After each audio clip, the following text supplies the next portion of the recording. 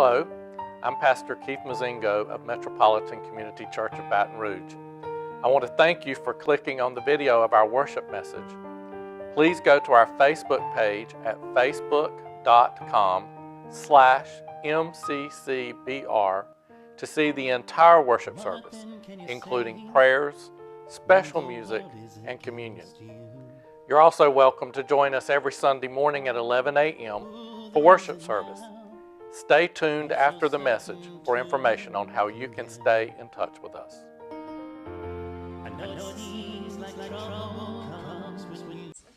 Thank you, Miss Claire. Yes. Glad to see our children wanting to be a part of worship. Yes. And as I was thinking before service with this particular song, it has a special meaning to me personally, which I will not elaborate on, but it's just one that was a very sweet song, and that we can sing that to God every day. Yeah. It used to be a part of my devotions every day. And so just think sometimes how God's Spirit directs things. And think on those words about God being our sunshine, Jesus being our sunshine, and how we see that in one another. Amen. That same sunshine. The first Sunday of last month, we had the singing group Together Blessed come and do a concert for us from California. They were such a blessing to us, and they used all of the Beatitudes. As you notice, we started the Beatitudes that Zell read to us a few minutes ago today. Didn't go all the way through all of them. Why? Because I'm starting a sermon series for the rest of this month on the Beatitudes. But, trying to do all of them on one day is a lot. And I'm going to go ahead and tell you, even trying to do one on a Sunday would be way more than, we could have Bible studies for a year on just the Beatitudes. If you know what I'm talking about. But I did want to concentrate on a couple of things. And all week, I've been thinking about how Jane and Camille, when they were here doing the concert, how they would read a portion of those Beatitudes and they would weave them through the songs. And part of it would be the songs, and part of it would be the word. Part of it would be the songs. And they just kept weaving those words through. And it started to do an internal work on me because of where I was in my personal life and my spiritual life. And a sermon series began to develop. Amen. You will notice from the reading today, we only had the first two of the Beatitudes. And just in case you had not honed in on exactly what that was, let's look back at verse 3 for a second. Jesus, speaking to the disciples, and I believe speaking to us today, says, "You're blessed when you're at the end of your rope." Now I'm going to go ahead and tell you, that does not sound very pleasant. It does not sound like somewhere any of us want to be. And yet, those of us that have lived more than a few days know that there are times when we are all at the ends of our rope. Many times I've heard that expression. You're at the end of your rope, what do? Tie a knot and hang on. That's what people say to do. Tie a knot and hang on. Well, that sounds pretty good, but maybe they were referring back to this particular Beatitude. Maybe that's just a modern writing of that Beatitude. But it's not the end of that, because he didn't just say you're blessed when you're at the end of your rope. He said, with less of you, there is more of God. Now, even that can be, it sounds a little comforting at first, and then I started unraveling that. I thought, wait a minute, less of me. Then who am I going to be if I'm less of me? But if it's more of God in my life, I think the point of it is, and of course there are lots of points, but one of the points that I want to hone in on today for us is this. If I start letting go of all of that stuff that I'm holding, and I exhaust every avenue, just what I preached last Sunday, I exhaust every avenue that I can do. I'm supposed to do. I'm supposed to exhaust Keith. Do everything that all of my knowledge put together to do.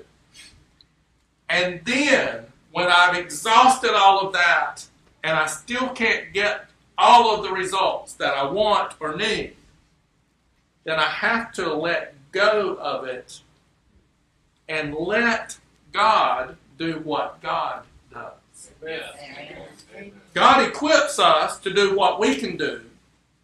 And then there are things that are just simply beyond us. There are things that are simply beyond what doctors can do. There are things that are simply beyond what lawyers and judges can do. There are things that are simply beyond what presidents and other politicians can do.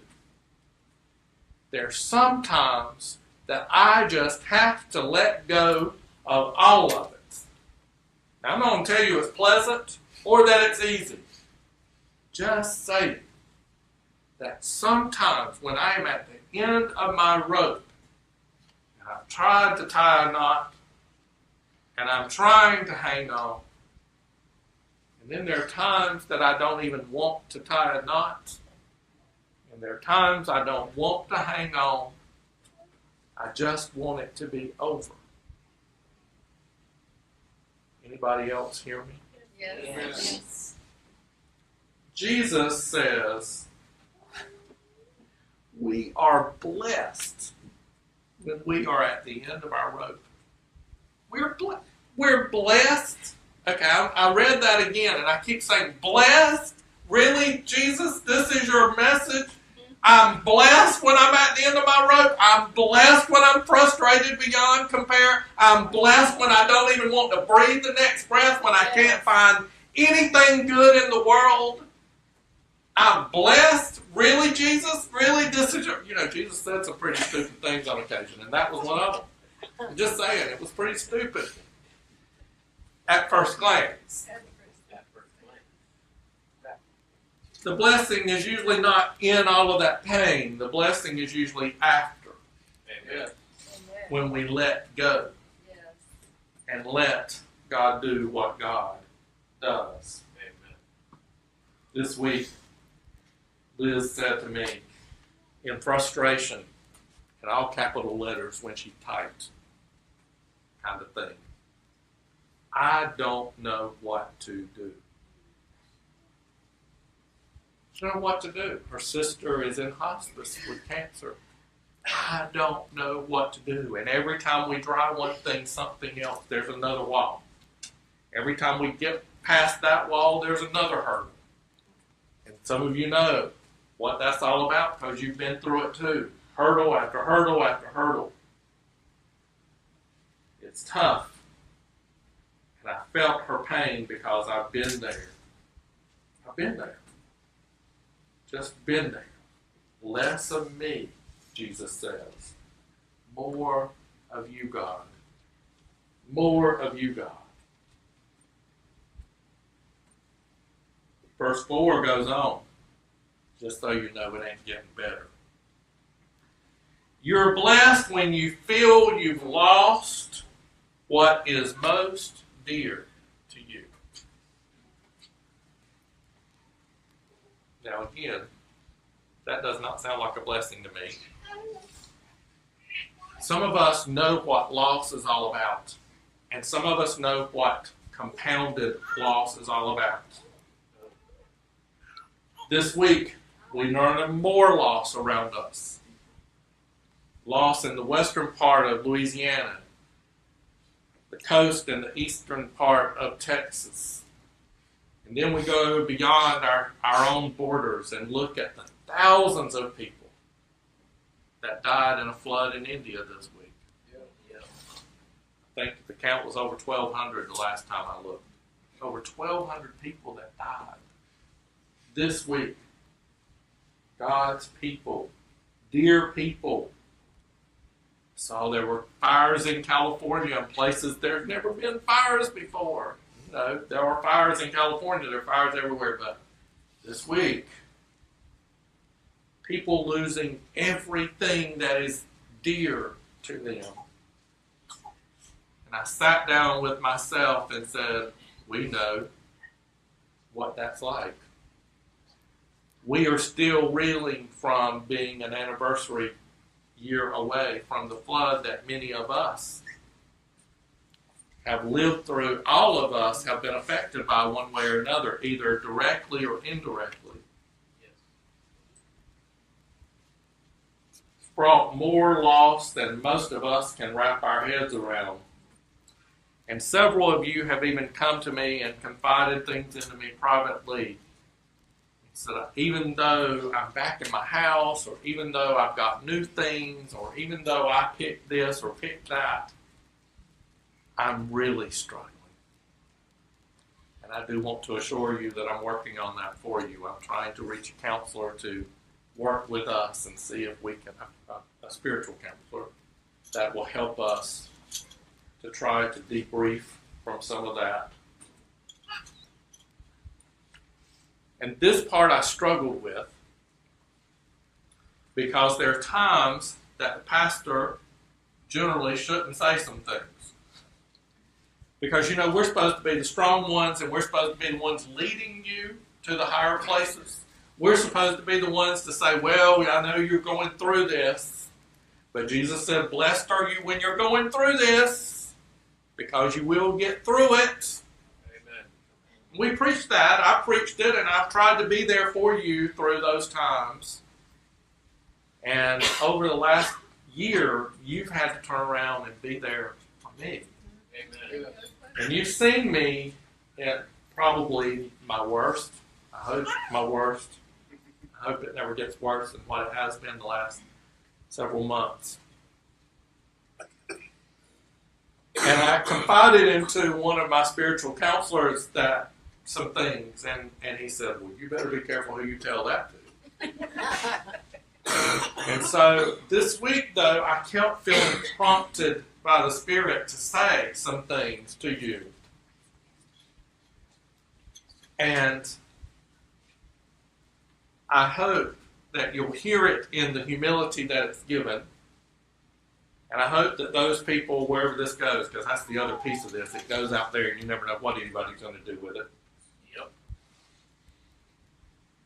I kept feeling the Spirit prompt me to do it, and I told Cash yesterday, he was over working at my house, and I said, I feel prompted to tell some things that are difficult to say out loud, and they're probably difficult for a congregant to hear from a pastor. And he said, but you have a relationship with us, and we love you. Yes. You know, it just really comes down to that. We just love each other. And I said, but the Spirit, when I was like, okay, God, that's a little over the edge, and the Spirit said there's somebody else that needs to hear that. And somebody has to be strong enough in this moment to stand with them and let them know they're not by themselves. So I ask you to indulge me just a little bit. The flood was bad enough. The flood was horrid. And I will tell you that not only as losing my own stuff and losing time away from home, away from my community, away from my routine, I also, as a pastor, felt your pain and felt like I had to, even in the midst of my loss, try to be there for you during your loss, because that's what we do. And I sometimes think that's why I'm called to do this, because I'm supposed to be there to support you. And then I felt like my supports were knocked out from under me. Those things that were my place of safety, you see, my place of refuge was gone. And then all of a sudden, we're all living in different places, and we're all here, there, and everywhere, and we're depending on each other. And thank God, like I said in the announcements a while ago, that people came from other places that were not living in that atmosphere of loss, loss, loss, loss, loss.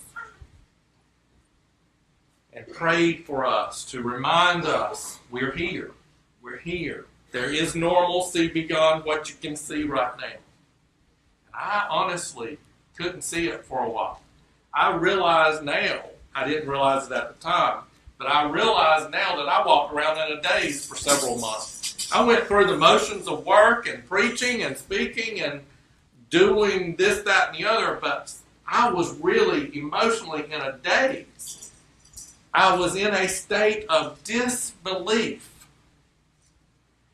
And I even felt guilty that I lost material things and couldn't figure out why for months. Why am I? Because I don't think I'm that materialistic. I like nice things, I admit that. I mean, if you're going to wear something, you might as well wear something pretty. Yes. Right? It doesn't have to cost, an arm and a leg, but you might as well look good, right? I think I'm styling today a little bit. Amen. My white suit on. Tomorrow's Labor Day. I had to get one more wear out of it. Amen. I'm a good Southerner. Although I can be a little rebellious at times. But we walk around with these things in us, the guilt that even I felt that I couldn't help some of you more was hard because there were things beyond what I could do. There were things beyond what I knew to do. There were things, I can offer prayer to you. Sometimes I couldn't even get to you to pray for you or to pray with you, to have a physical touch with you. Some of your houses I couldn't get to. You were still surrounded by water. Some of you were on an island for a while. We couldn't get to one another, and that was hard and harsh. And I want to tell you something else. Since I got back in the house, I've said this over and over and over. I picked the colors. I picked the carpet. I picked the countertop. I picked this, I picked that, I picked another. It's like if you can build a house and pick out all the stuff you would like, I got to do that. Except it wasn't exciting. It wasn't because I wanted to do that. It was because I didn't have a choice. It was because it was either that or live in squalor and live in unfinished business. And you can't. You have, no matter what you're feeling. And while I appreciate what Dr. Linda Kelly did for us after that flood last year to help us debrief through that group, the counseling that she provided us was, it was worth a lot more than any money we could pay her. Because it helped me to begin to get through that. But I also realized I had not. As I'm going back in my house and looking around, it's like, whose house am I in? This does not feel like my house. I don't understand why it doesn't feel like my house. It's the same floor plan. I didn't take walls out and not put them back where they were. I walk the same patterns. I don't understand all of that. I don't understand why I don't like the new couch as much as I like the old couch. That was worn out and really needed to be replaced anyway. I didn't really understand. I think I've come to a little bit better understanding in the last week. And I think part of it came from this beatitude that you're blessed. Let me get back to it. You're blessed when you feel you've lost what is most dear to you. Why were those things dear to me? Because they were just things. And we say, oh, well, it's just stuff. You can get more stuff. And yes, we get more stuff. But I realized that most of the things, almost every single thing that was taken out and put on the street, it wasn't because it was so valuable money-wise. It was because every time I touched that couch or saw that couch, it reminded me of Daryl Mitchell. Because it was his couch before it was my couch. And it touched something deep and precious within me. It touched a memory, a touchstone of where I've been, you see. Of my life, another stepping stone. That's the way I want to refer to it. Because people say, well, you can't stay stuck in your past. No, you can't stay stuck in your past. But there are touchstones and stepping stones that have gotten us to where we are, aren't they? And that was a really good part of my life. And then I started taking inventory of the things that went out the door and went out on the street. And I thought, yeah, that memory is associated with that. It's not that that particular item was the greatest and best in the world. It's that it meant something in my memory. And it was like erasing my past, erasing my touchstones, my stepping stones. So if you're struggling, start figuring out those memories. And then we have to find other memories. We got to find other ways because the memories are still in there and still in here. Those experiences did not go anywhere. It's just that the touchstone is not there for us to touch. It's not the moment, that comfort zone that we put ourselves in, that little nest that we build around ourselves of what brought us to this day. And we'll go another step because y'all think this is bad. Wait, it gets worse. On June the 1st, you know that I did lose the thing that was most dear to me, which was my dog, my companion, my Maddie. And y'all know how crazy I was over her. Love my fur babies. I'm going to just tell you, don't get over fur babies. You never get over them. You never get over them. But something else happened, and some of you knew it was happening because some of you were praying behind the scenes, and I heard the whispers. I knew some of y'all were whispering behind my back because you were worried, because you saw something different in me that you had never seen before. I was suicidal for weeks. That's the thing I was warned not to tell people. So don't go calling people now to come and get me in their white jackets today. I'm in a much better place today than I was.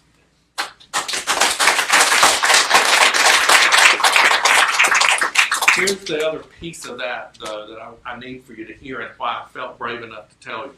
It wasn't that I wanted to kill myself. That wasn't it. I had lost my desire to move forward. I had lost my desire to live. As much as I loved you, I could have gone. And then I kept thinking, why am I feeling like this? I have lost pets before. I've lost my parents before. I've lost my grandparents. I lost my house and all my touchstones. And then it hit me. Loss. Loss. Loss. Loss. One loss after another loss, after another loss, after another loss, and after another loss. And though I know what all of the steps of grief are, and though I know I go through, and though I sit with you, sometimes without words, in your own grief. Because sometimes it's not about the words, it's about being present, just showing up. Because there are no right words. And I can't even do the audacity of Jesus and say, well, you're really blessed in this moment. I can't do that. I just can't even do it. I know that a blessing can come out of it. I get that. And I have been blessed with the lives of the people that I've lost. I've been blessed with the lives, and I've been blessed with the memories that I have. But some days, I stayed in bed for days. I didn't want to breathe. At times, my physical heart was hurting, and I thought, well, that's all right. This is as good a way to go as any. And it's okay. And I remember saying to God, I wasn't mad at God, I was just, oblivious. I would say, God, it'd be all right if today's the day. It'll be all right. And I hated to admit that out loud to myself, much less to you. But I want to say that to you because that wasn't the end of what Jesus said. Listen to the rest of that verse. You're blessed when you feel you've lost what is most dear to you. Only then. Only then. Only then. Only then can you be embraced by the one most dear to you. The one that's most dear to you.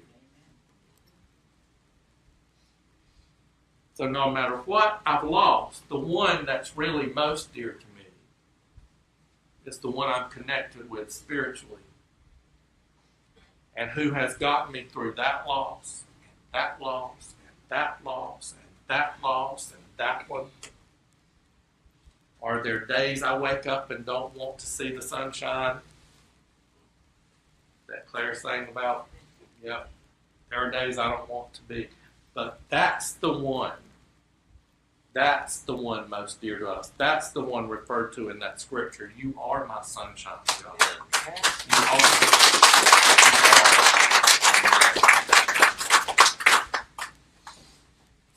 We know what it's like to lose those things. Now I know, y'all think, some of you may think, well, that's a bit dramatic. Well, I'm prone to the dramatic at times. So I can't apologize for that. But that unresolved loss, that unresolved compounded loss, or the reminders of the losses, and the confusion that comes with the losses as to why is this happening? What's one of the first things we say? Why is this happening to me? Well, the reality is it's not just happening to me. I'm still here. The other people aren't. I was confused that as much as I love both of my jobs, as much as I love you, that there were days I didn't want to see or hear from another human being. That's how bad it got. There were days I wanted to get in my truck and drive as far away. I didn't even have a destination in mind. Just drive and not look back. That is a horrible place to be. Some of you have been there. And I know you have because that's what the Spirit spoke to me and said that's why I had to tell you that. And if you're not there today, thank goodness and thank God. We may collectively and individually have lost so many things. Lost our houses, lost our couches and beds and all of our other possessions. Lost loved ones, lost pets. Lost relationships. Lost jobs. Lost sobriety. All of that brings pain. But I want to go back to the beginning of the reading. Because I don't know if you will remember it, because we get stuck on the Beatitudes, the blessed are you when this is happening to you, blessed, blessed, blessed, blessed. But it started somewhere, and I want to make sure you got it. The beginning of that reading was this. When Jesus saw his ministry drawing huge crowds, he climbed a hillside. He climbed up. All of the pain and all of the loss was here, but he climbed up.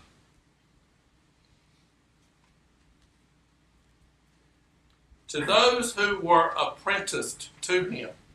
That's us. We're still trying to learn what we learn, how to live by learning more about Jesus and how he lived and what he taught us. Those that were apprenticed to him climbed with him. There were days I couldn't climb. There were days I couldn't sit up, much less climb. I'm back in climbing stage now, just so you know. Amen. Here's the funny thing. The very next words, it said, arriving at a quiet place, he sat down. He climbed out of the lost, but he climbed into a quiet place. Some of us just need to be still and quiet before God. Amen? Sometimes my climbing is loud and yelling and, Pentecostal and shouting and carrying on. But sometimes when we're at that place of pain and compounded loss in our lives, suicidal or just lost our desire to live or lost those things most dear to us, we have to climb up one little step at a time and realizing that Jesus is there waiting. Climb up to a resting, quiet place. I want to share something with you that Reverend Troy Tresh, the pastor at Resurrection, wrote this week. Well, I'm sure he penned this when he wasn't even back in Houston yet. He said this, and I thought it was so powerful. He wrote this in his e-news to his people this week. When the water and mud invade your home, God is with you. When the power goes out and the temperature rises, God is with you. When the power goes out, when the rivers, bayous, and reservoirs overflow and evacuations are mandated, God is with you. When there's no way to leave and you're stranded at home or out of town, God is with you. When this is the second or third or fourth time you've been flooded, God is with you. When the car won't start and is soaked inside and out, God is with you. When the fruit in the freezer is beyond saving, God is with you. When the first responders work tirelessly to ensure the safety of all those affected by this disaster, God is with you. When the precious reminders of love are lost or destroyed, God is with you. See, he got it too. He didn't have to wait as long as I did to get it. He already got it. When you feel alone and can't breathe another breath, God is with you. When you think it is over and it starts raining again, God is with you. When your neighbor or friend or family checks on you, God is with you. When volunteers show up with boats to rescue strangers, God is with you. When you're so tired and scared that you may treat others unkindly, but still keep taking that next necessary step, God is with you. When you pray for others, even with the mud still in your own carpet, God is with you. When folks are ready to help, and the weather keeps holding them back, God is with you. When you can't hold folks back and they come anyway, God is with you. When other congregations offer their buildings to worship in, God is with you. When grocery and furniture stores offer space for the weary and the wet, God is with you. When volunteers connect the needs of those flooded to volunteers able to assist, God is with you. When your friend from out of state asks how to make a donation to help, God is with you. When you open your home to an evacuee, God is with you. When you reach out and ask for help, God is with you. God, you are with us. When our spirit and body are weary, you are with us. We pray for awareness of your presence with us in and through it all, for the many needs you can see, even when we can't. We pray for healing, for assistance, for recovery, for love, and for hope. For the many needs we can see, we pray for hands and hearts to make a difference. We trust in you to be with us and show us the way. If you're in need of assistance, you're not alone. Please let us know how we can help or what you may need by email. If you're able to volunteer assistance or donate items needed, please email. We are the church right now. Did you hear that? We are the church right now. And trust God is with us. We will be the church in worship this Sunday as we praise God's presence with us in all things through Christ who loves us. Living our name. Resurrection. Reverend Troy.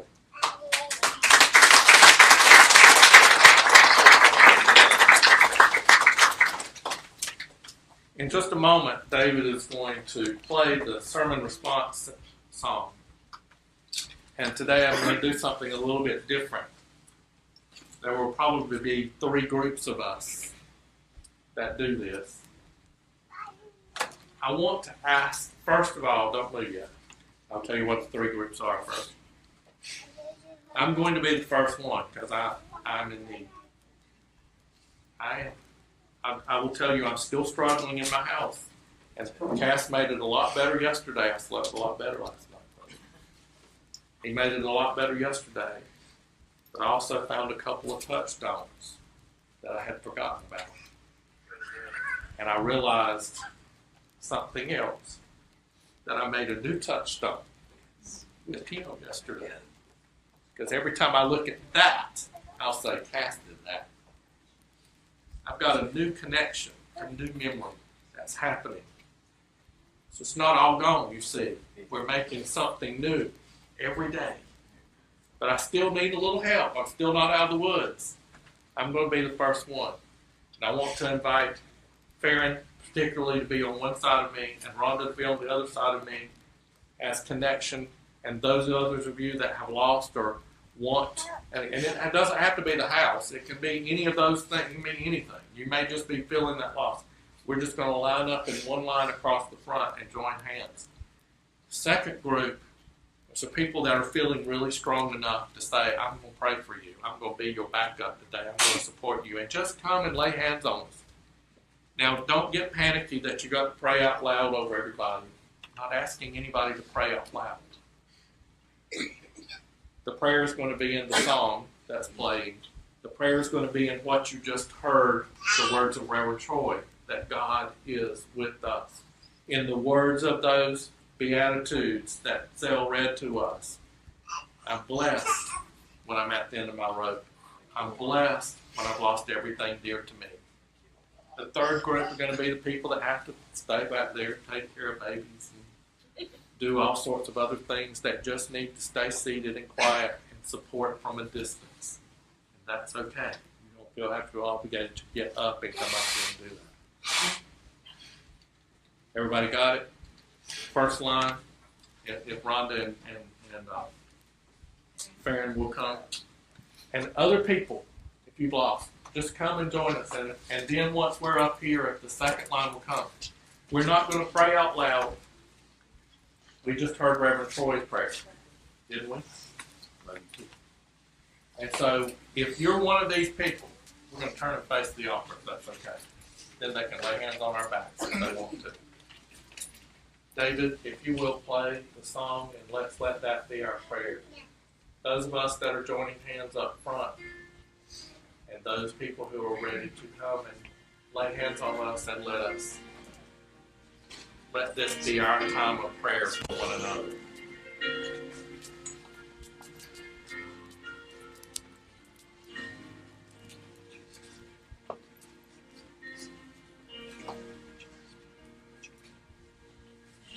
Jesus, sweet, anointing